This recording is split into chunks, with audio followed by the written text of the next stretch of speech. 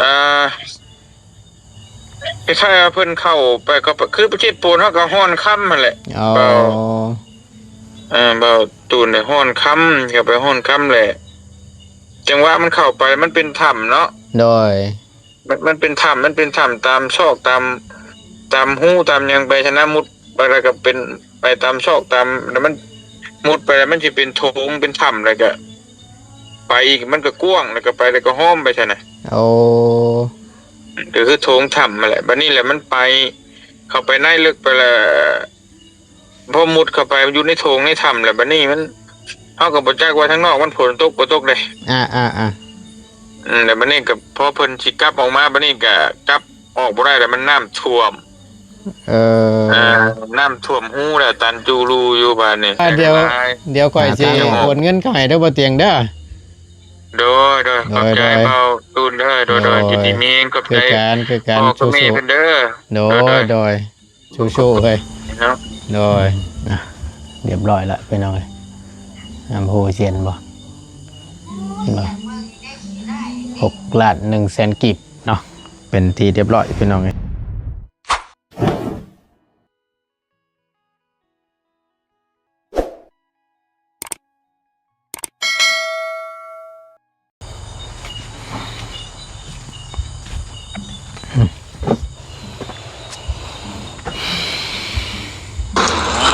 มาตัวนี้เล่มละจึง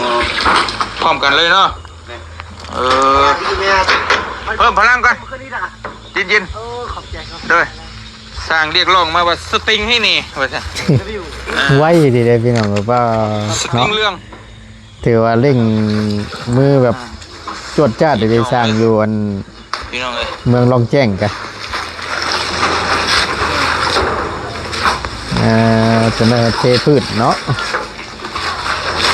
มีแต่ตัวนี้บ่เฮ็ดบ่ละเอียดปานใดก็ได้เพราะว่ายันบ่ติดกันเฮ็ดเพื่อติดกะโลนะเพื่อติดกะโลบ่ละเอียดติทางว่าเฮ็ดบ่งามอีกติเว้นอีกโอ้เฮ็ดละเอียดซะเดี๋ยวช่างโอ้ยสร้างเฮ็ดขี้ร้ายอีกแหละเว้นอีกบาดนะผมเป็นต่อไปติดกี่แล้วเอาแม่ก่อน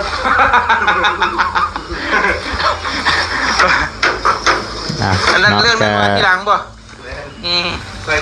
ดีใจนำเนาะได้หลายพี่น้องในทางครอบครัวของน้องพรเพิ่นเนาะที่ทางผัว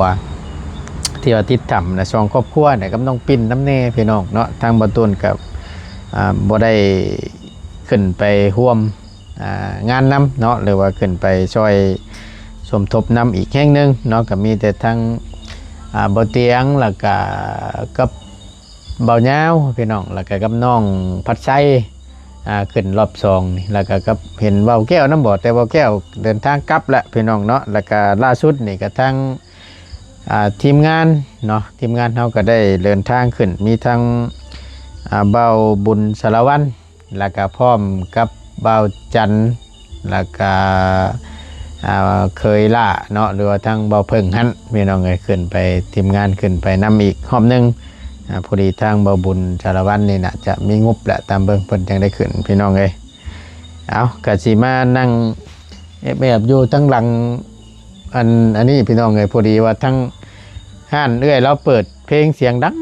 หลังบ่ฮู้ว่ามันสิได้บ่พอต้นยังมันติดลิขสิทธิ์นั่นแหละเนาะว่าเสียงงำเมาได้นิดนึงพี่น้องเอาก่อนอื่นพี่น้องเลยกราบทักทายสบายดีและสวัสดี FC เบิดสุขุสุคนเนาะพบเจอกันกับบ่ต้นบรรยากาศช่วงแรงๆแล้วพอดีเลิกเวียกเลิกงานมาทำบ่ต้นก็ถือว่าบ่แรงปานใดแล้วพี่น้องเอ้ยนี่ก็สิเข้า2 ทุ่มแล้วเนาะหรือว่าสิเข้า8 โมงแรงบ้านเฮาก็ได้มาแต่เวียกแต่งานบ่ต้นกับมาเสมื่อยก็ยังบ่ทันได้กินข้าวกินน้ำยังบ่ทันได้อาบน้ำอาบในซ้ำเนาะที่ตั้งบ่ต้นได้มานั่งอัดคลิปเนาะในคลิปนี้พี่น้องเอ้ยพอดีมีทางพ่อเพิ่นพ่อละลาบอนเนาะพร้อมกับทางแม่พุทธเพิ่นเนาะทางพ่อกับแม่เพิ่นนี่ก็ที่ให้ทางบ่ตูนเป็นสะพานบุญให้ที่ว่าให้ช่วยเหลือทางเขตข ของทั้งไอ้ครูเพิ่นหรือว่าอยู่บ้านดงมักแง้วนะพี่น้องที่บ่ตูนไปตั้งเฮือนให้เนาะแล้วบัดนี้ล่ะทางพ่อกับแม่เพิ่นติดต่อมาทางบ่ตูนเนาะบางแรงนี่แหละพี่น้องบางแรงนี่ก็เลยน่าจะได้ล้มกับทางบ่เตียงตามเบิ่งเห็นว่าถามงบที่ยังเดือน้ำบ่ตูนนี่แหละทางบ่ตูนก็ได้บอกไปเดือจากค่าจ่ายค่าไม้ค่าตอกนู่นนี่นั่นแล้วก็ยังเดืออยู่6 ล้านกับ100,000 กีบทางบ่ตูนก็ได้แจ้งทั้งพ่อกับแม่เพิ่นไปเนาะแล้วพอดีทางบ่ตูนก็สิได้เฮ็ดคลิปนี้โอนเงินต่อพี่น้องเอ้ยน่าจะช่วยเหลือทางครอบครัวของน้องเพิ่นทั้งสองแหละตามเบิ่งเนาะเห็นพ่อกับแม่เพิ่นว่าได้ล้มแล้วว่าซั่นพอดีทางบ่ตูนก็จะเฮ็ดคลิปนี้แล้วก็มอบเงินส่งต่อให้กับทางเบาเตียงทองเนาะหัวหน้าทีมเฮานี่แหละพี่น้องน่าจะร่วมสมทบนั่นแหละตามเบิ่งทางบ่ตูนบ่ได้ขึ้นไปเนาะคำพ่อกับแม่เพิ่นบอกแต่ก่อนๆเพิ่นก็บ่แน่อาจจะได้ขึ้นแล้วพี่น้อง แต่ก็บ่เป็นหยังเนาะบ่ตูนอยู่ทั้งพี่ก็เก็บงานทั้งพี่นํเนาะเบิ่งงานทั้งพี่นํเข็ดน้องป๊อปนี่ก็ได้พี่น้องเนาะมีแต่บ่ตูนจะโอนเอาพี่น้องเอ้ยมีแต่ติดต่อหาทางบ่เตียงเนาะนี่ก็คลิปเพิ่นลงล่าสุดนี่ก็ติดตามเบิ่งอยู่ได้พี่น้องทางทีมงานเนาะขึ้นไปทางเมืองชัยสมบูรณ์เนาะแขวงชัยสมบูรณ์เมืองลองแจ้งพี่น้องให้บ่ตูนว่าผิดแหละขอโทษขออภัยนำหลายๆพอดีก็เบิ่งอยู่ในการเคลื่อนไหวก็ถือว่าสร้างเพิ่นก็ถือว่าจวดจ้าดแฮงก็ดีพี่น้องเอ้ยไว้คักเนาะก็เป็นอีกข่าวที่ลงหลังเลยแหละเนาะหลังทั่วโลกที่ว่าทางผู้เพิ่นติดถ้ำมันนะพี่น้องเอ้ยและยังเดือ2 คนลูกผัวเพิ่นแหละที่ยังบ่ทันได้ออกมาเนาะแต่ก็ก่อนอื่นก็ทั้งบ่ตูนก็ขอแสดงความเสียใจนำทั้ง2 ครอบครัวเนาะที่ได้สูญเสียเสาหลักของครอบครัวไปนั่นเนาะเพราะว่ายังบ่เห็นออกมาเลยนะพี่น้องเนาะขอแสดงความเสียใจนำหลายๆเด้อเนาะกับครอบครัวของน้องเพิ่นมีแต่ว่าทั้งบ่ตูนสิอันนี้พี่น้องสิติดต่อหาทางบ่เตียงก่อนติดต่อหาทางบ่เตียงก่อนบ่ฮู้ว่าสิบ้างบ่เด้พี่น้องหรือว่าจังใดเนาะแล้วก็อีกเรื่องนึงพี่น้องเอ้ยโอ้ยอันนี้ก็เรื่องช่อง YouTube ของทางบ่เตียงเนาะหรือว่าอีกช่องนึงที่ได้ปิดการฉางไล่ๆนั่นนะพี่น้องเนาะบ่ฮู้ว่าผิดหยังแน่แหละช่องเบาเตียงทองบ้านนานะก็โอ้แต่สิได้แทนเพิ่นพี่น้องเอ้ยเนาะแล้วก็เห็นเปิดช่องใหม่นำเนาะบ่ตูนก็เลยแชร์ให้อยู่พี่น้องก็จังใดก็ฝากนี่เด้อพี่น้องเด้อเนาะไปช่วยกดติดตามแล้วก็เป็นกำลังใจให้นํกันแน่เนาะนี่แหละบ่ตูนก็มีช่องเดียวขอหล่อพี่น้องเอ้ยจักสิเป็นเท่าไหร่ละ ถ้าว่าปิวคือหมู่นี่มันแล้วของบ่ตูนเนาะมีเวลาเด้อพี่น้องเด้อเนาะบ่ตูนจะว่าจะเปิดช่องสำห้องไว้อีกอยู่กันไว้เพื่อมันเป็นจังซี่แหละพี่น้องกันไว้ถ้าหากว่าเป็นช่องนึงมีปัญหาช่องนึงอย่างน้อยเฮาก็ยังมีช่องสำห้องไว้หั่นนะพี่น้องเนาะถ้าหัวเดียวกระเทียมดิบคือบ่ตูนนี่ปิวแล้วปิวเลยแหละพี่น้องจักยามใดเพื่อเพิ่นสิกลับมาแล้วก็เสียเวลาเฮาอ่ะนะจังใดก็เดี๋ยวไปฟังน้ำกันนะพี่น้องเนาะผู้ว่าสิว่างบ่หรือว่าจังใดเดี๋ยวบ่ตูนลองโทรถามมันก่อนมีแต่ผ่านทั้งนี้แหละพี่น้อง เบิ่งเด้อว่างอยู่บ่ล่ะบ่ฮู้ว่าเพิ่นสิสะดวกบ่พี่น้องแต่ว่ายากเวียกอยู่ประจัก8 โมง 8 โมงครึ่งแล้วนะ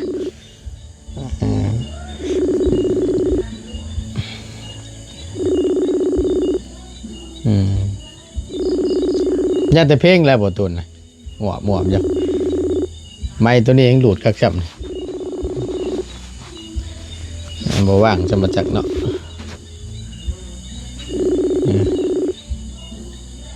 ยันบ่ว่างนะตามเบิ่งจะหากินข้าวอยู่ประจักเนาะ เสียงเพลงพี่น้องโอ้ยหลังครับ ว้าวว้าวเดียวสงสัยบ่ว่างแล้วตามเบิ่งพี่น้องเลยเอามีแต่ว่าเดี๋ยวทั้งบตูนจะอันนี้พี่น้องเลยให้เพิ่นว่างก่อนมีแต่ว่าอัดข้อความเสียงฝากไว้แล้วก็ให้เพิ่นโทรกลับมาเนาะเดี๋ยวให้เราโทรกลับมาหาอีกรอบนึงแต่ว่าเพื่อเป็นการบ่เสียเวลาพี่น้องเลยย่านเสียงล้ำเสียงเพลงนี่แหละเนาะนี่แต่เสียงบตูนนี่แหละสิเว้างำเอาน้ำแน่น้อยนึงเนาะบ่ฮู้ว่ามันสิได้ผลบ่หรือว่าจังได บตูนก็ว่าเว้าหลังอยู่นะพี่น้องเนาะก็อันนั้นอยู่พี่น้องเอ้ยงำไว้ถือว่าไกลเส้นทางก็สุดโหดว่าซั่นเนาะทางทีมงานเดินทางขึ้นไปก็ปาโตว่าเพื่อสิไปฮอดจอดถึงเนาะมันก็ถือว่าค่อนข้างจะลำบากอยู่พี่น้องเอ้ยไปถึงช่วงหน้าฝนนี่ก็โป้บตูนคิดเห็นตอนที่บตูนเดินทางขึ้นไปเอาเครื่องไปแจกตอนเดินทางขึ้นไปตอนนั้นพี่น้องปีที่แล้วนี่ช่วงนี้แหละช่วงหน้าฝนช่วงนี้แหละขึ้นไปพูนพี่น้องเลยขึ้นไปแถวแกงดวงน้ำทาตั้งขึ้นไปตั้งอันนั้นผู้ไปหาคู่อย่างคู่คิวคู่รอยเพิ่นพุ่นละขึ้นไปตั้งบาวลี่ขึ้นไปตั้งเหนือพุ่นนะพี่น้องเนาะไปช่วงหน้าฝนรถป้าถนนหนทางบริย่านยังดอกพี่น้องย่านแปลว่าทางมันไปตามผู้ป่าเนาะซิกแซกเนี่ยบางเทื่อมันฝนตกดินมันเจือนลงทับทางนะพี่น้องหรือว่าในช่วงระหว่างเขาแล่นรถไปยันขี้หินมันเจือนลงเนี่ยมันทับรถนะเนาะช่วงหน้าฝนนี่อันตรายอยู่คือว่าแหละมีแต่ว่าเดี๋ยวถ่าจักหน่อยนึงพี่น้องเนาะถ่าจักหน่อยนึงเดี๋ยวบตูนจะลองโทรเบิ่งใหม่อีกแล้วก็สิได้โอนเอาไปให้แล้วก็ซอยเรือทางน้องๆเพิ่นเนาะแต่ว่าบ่ฮู้ว่าทั้งพ่อกับแม่เพิ่นนี่ได้พูดคุยกับบ่เตียงจังใดซอยเรือไปครอบครัวคนใดเนาะทางบ่ตุนก็บ่ฮู้นำมีแต่ว่าพ่อกับแม่เพิ่นได้ร่วมกันแล้วมีแต่ว่าเงินทั้งพ่อกับแม่เราเอาเงินส่วนที่ยังค้างนะพี่น้องที่บ่ตูนถือไว้ให้ตะกี้พุ่นแหละถือว่าปีปลายแล้วจะที่บตูนขึ้นไปตั้งเฮือนให้อยู่ปุ๊ที่ว่าเราช่วยน้องชายแล้วนั่นพี่น้องไงบตูนก็ได้ไปดำเนินการให้ชื่อไม่ชื่ออย่างมาไว้ให้แล้วก็หลังจากนั้นก็ตามงบที่ยังเดือแล้วพี่น้องเลยบตูนก็ได้ถามทั้งพ่อกับแม่เพิ่นอยู่ว่าสิเฮ็ดจังใดดำเนินการต่อบ่หรือว่าจังใดนะพี่น้องบตูนก็บ่ได้ปะบ่ได้ทิ่มได้พี่น้องเลยอันเขตนั่นก็ติดต่อถามทั้งพ่อเพิ่นถามเรื่องนี่แหละพ่อเพิ่นสิเอาจังใดเรื่องเงินเรื่องคำเนาะว่าเพิ่นสินั่นบ่เพิ่นสิดำเนินการต่อบ่จังซี่นะพี่น้องเนาะและเพิ่นก็ทั้งพ่อเราก็ยังบ่ได้ให้คำตอบแนวใดพี่น้องเอ้ยทั้งบ่ตูนก็เลยนั่นโทรมาพอดีพี่น้องเอ้ยโดยสบายดีบ่เตียงโดยสบายโดย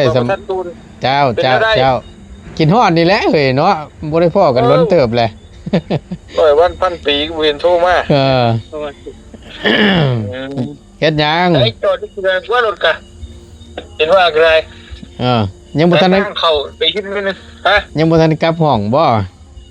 กำลังสิครับเลิกคือกันเนาะเอ้ยทั้งพุ่นก็ได้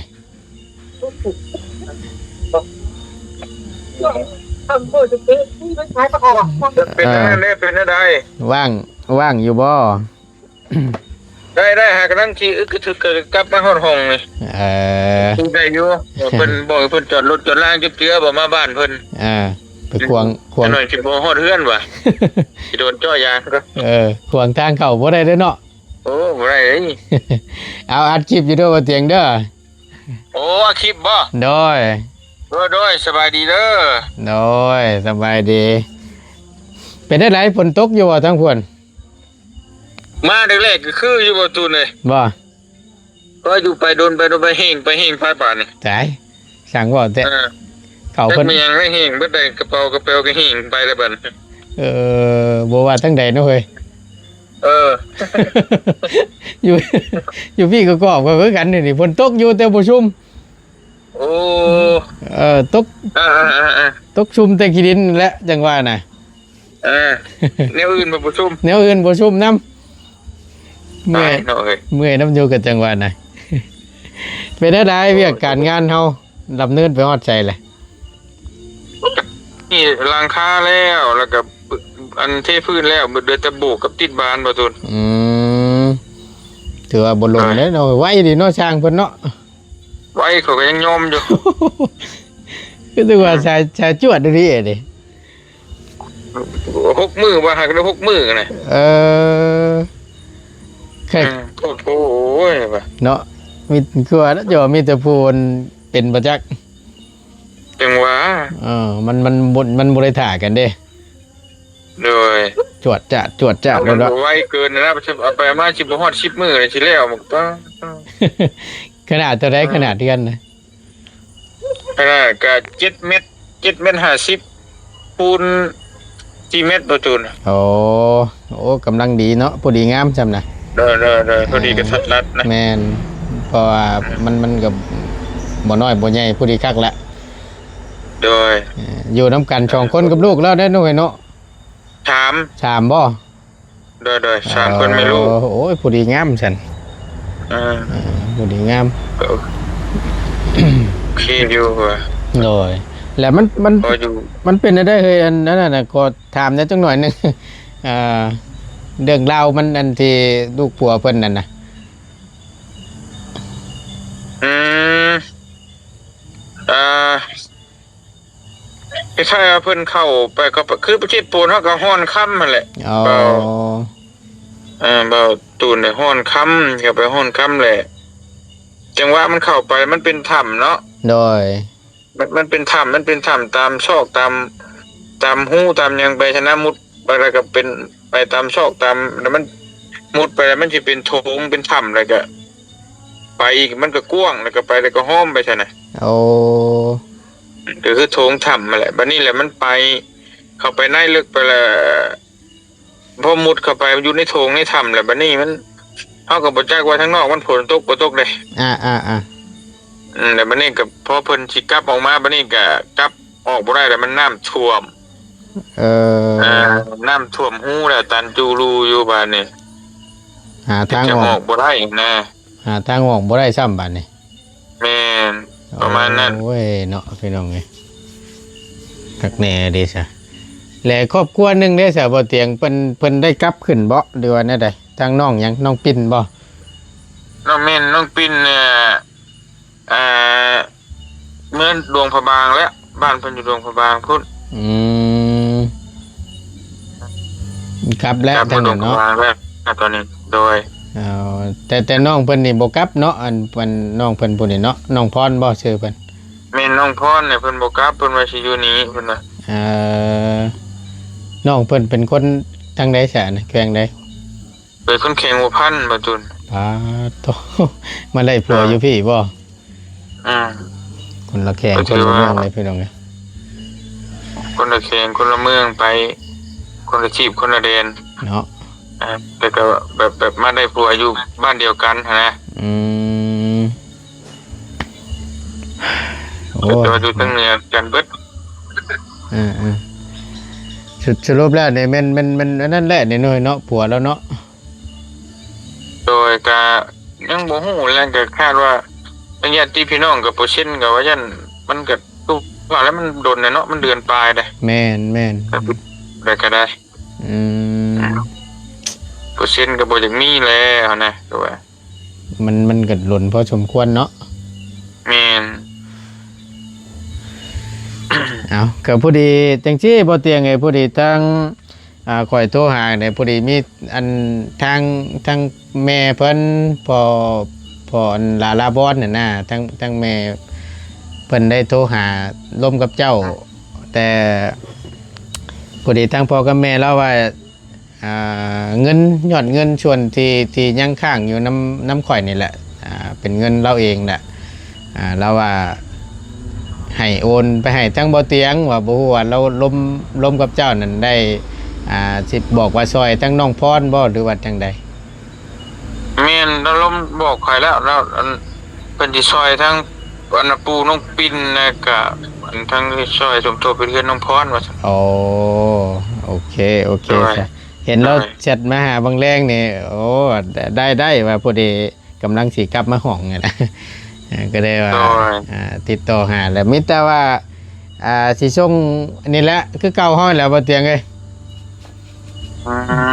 โดย6 ล้าน 1 แสนเด้อบ่เตียงเด้อโดย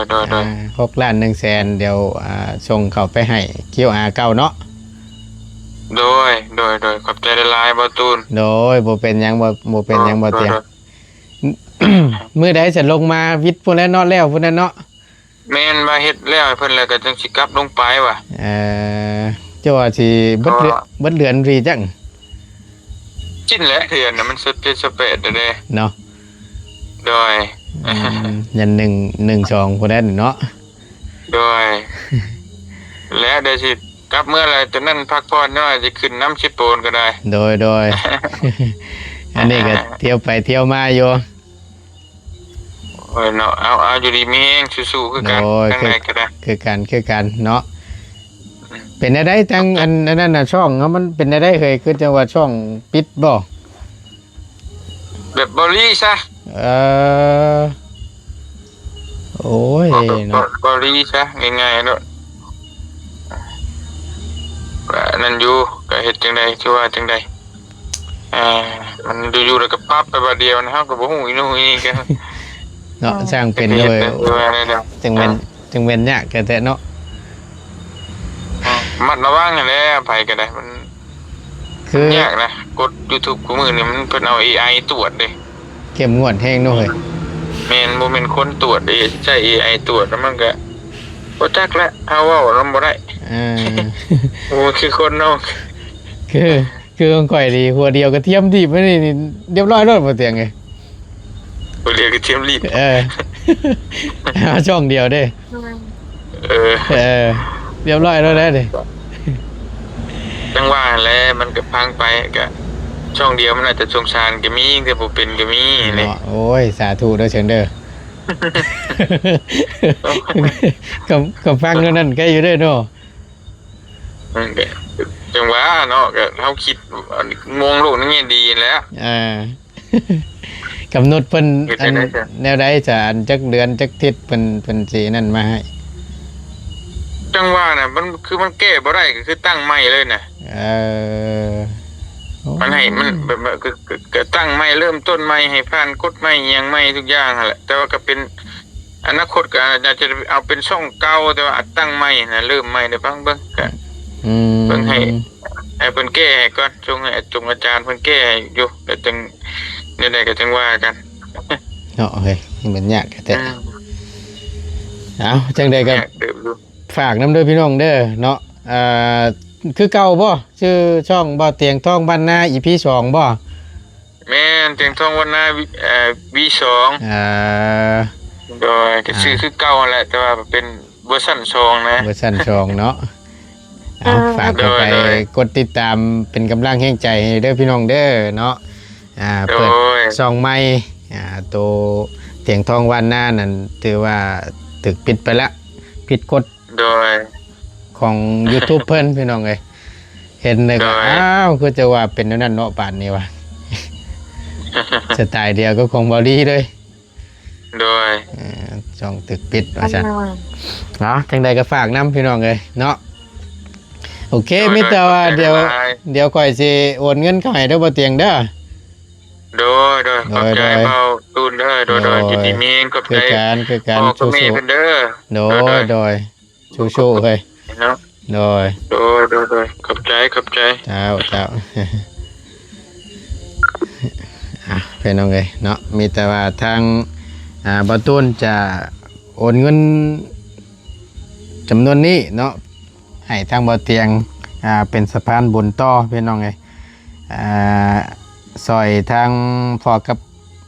พ่อปู่น้องปิ้นบอกพี่น้องไงกับทางน้องพรเนาะบ่ตูนก็จะส่งต่อให้ทางบ่เตียงเป็นสะพานบุญให้อีกรอบนึงเนาะ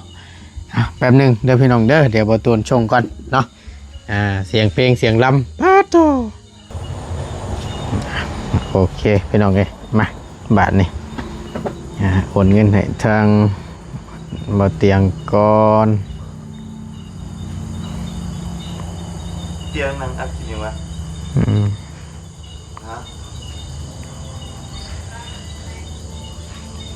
6,100,000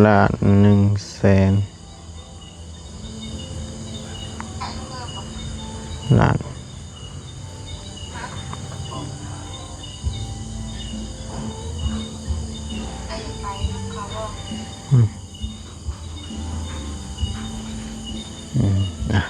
เรียบร้อยแล้วไปหน่อยอำเภอเชียนบ่6,100,000 กีบเนาะเป็นทีเรียบร้อยพี่น้องเลย